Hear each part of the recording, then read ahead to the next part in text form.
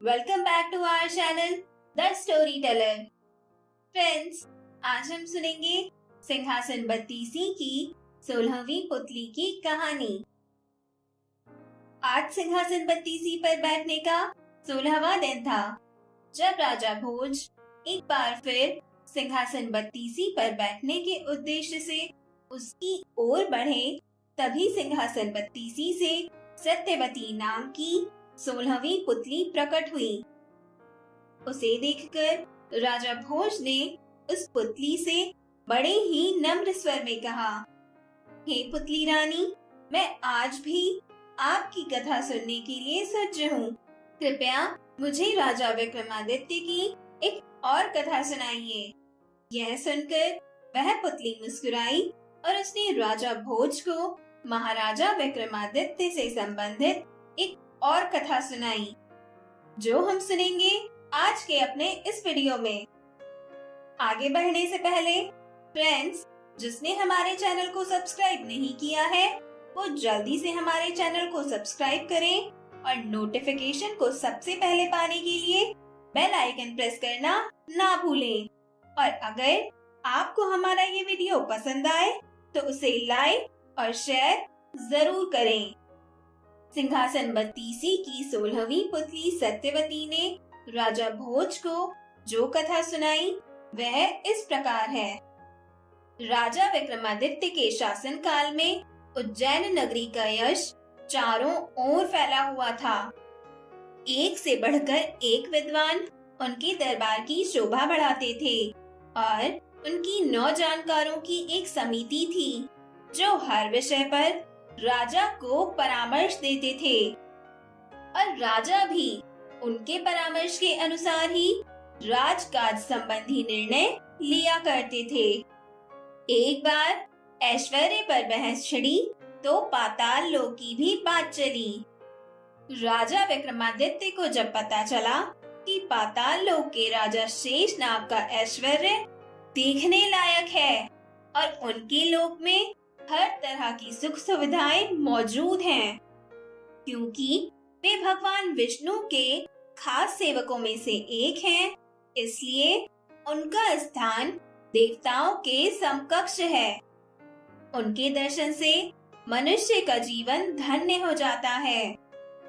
विक्रमादित्य ने सशरीर पाताल लोक जाकर उनसे भेंट करने की ठान ली। उन्होंने दोनों बेतालों का स्मरण किया। जब वे उपस्थित हुए तो विक्रम ने उनसे पाताल लोक ले चलने को कहा। बेताल उन्हें जब पाताल लोक लाए तो उन्होंने पाताल लोक के बारे में दी गई सारी जानकारी सही पाई। सारा लोक साफ सुथरा और सुनियोजित था। हीरे जवाहरात से पूरा लोक जगमगा रहा था। जब शेषनाग को खबर मिली कि मृत्यु लोक से कोई सशरीर आया है तो वे उनसे मिले। राजा विक्रमादित्य ने पूरे आदर और नम्रता से उन्हें अपने आने का प्रयोजन बताया और अपना परिचय दिया। उनके व्यवहार से शेषनाग इतने प्रसन्न हो गए कि उन्होंने चलते वक्त विक्रम को 4 चमत्कारी रत्न उपहार में दिए। पहले रत्न से मुंह मांगा धन प्राप्त किया जा सकता था। दूसरा रत्न मांगने पर हर तरह के वस्त्र और आभूषण दे सकता था। तीसरे रत्न से हर तरह के रथ, घोड़े और पालकी की प्राप्ति हो सकती थी।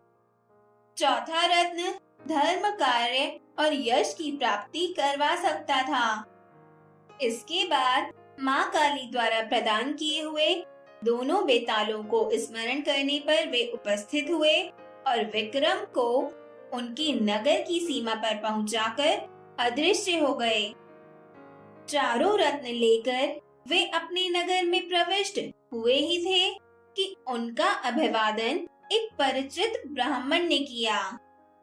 उस ब्राह्मण ने राजा से उनकी पाताल लोक की यात्रा और रत्न प्राप्त करने की बात जानकर कहा कि राजा की हर उपलब्धि में उनकी प्रजा की सहभागिता है।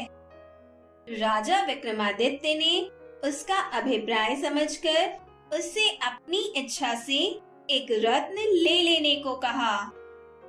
ब्राह्मण असमंजस में पड़ गया और बोला कि अपने परिवार के हर सदस्य से विचार विमर्श करने के बाद ही कोई फैसला करेगा।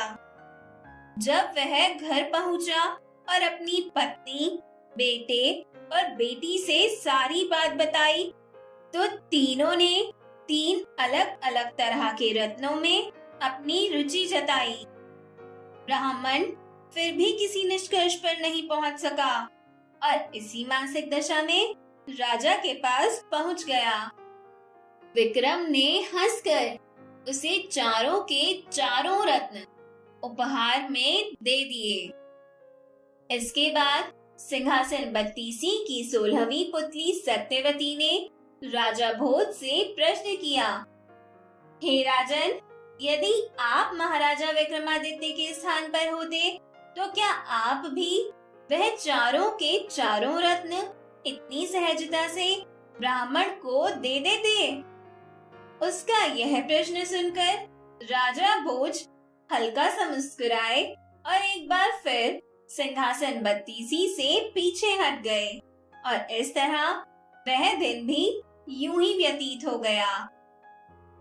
तो दोस्तों, हमारी ये कहानी भी यहीं खत्म होती है और इस कहानी से हमें यह शिक्षा मिलती है कि एक मनुष्य को दृढ़ विचारों वाला होना चाहिए।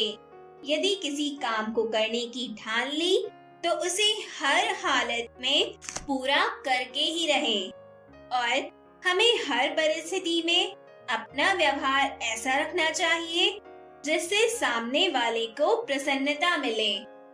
यदि हमारा व्यवहार शुभ होगा तो हर जगह हमें सम्मान मिलेगा और साथ ही हमसे बात करने वाले को प्रसन्नता भी मिलेगी और हमारे प्रति आदर भी बढ़ेगा। फ्रेंड्स, अब बारी है आपके जीवन के सलाद के लिए मेरी सलाह के जरा से चाट मसाले की।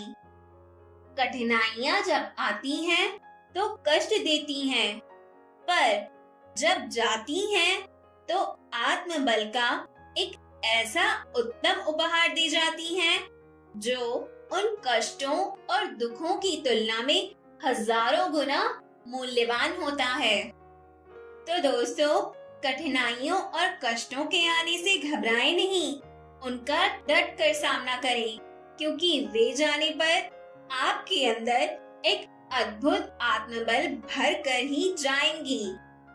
फ्रेंड्स, मेरी इस अद्भुत सलाह को अपने जीवन में उतारने का प्रयास जरूर करिएगा और मेरे साथ मिलकर एंजॉय करिएगा मेरी इंटरेस्टिंग ऑडियो टेल्स। हम फिर से मिलेंगे सिंहासन बत्तीसी की एक और कहानी के साथ।